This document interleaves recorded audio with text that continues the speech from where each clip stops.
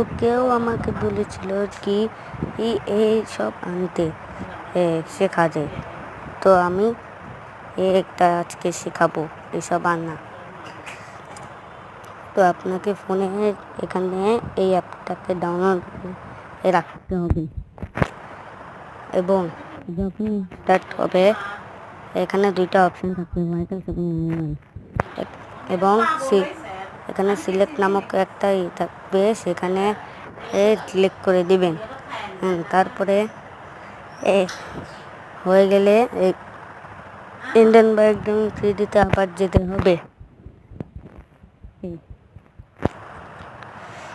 এখন প্লাগইন অ্যাপের ইনস্টল, তো আমার ফাইল লোডেড ছিল তাই এভাবেই হয়ে যাবে এবং চিটটা দেখে নিও।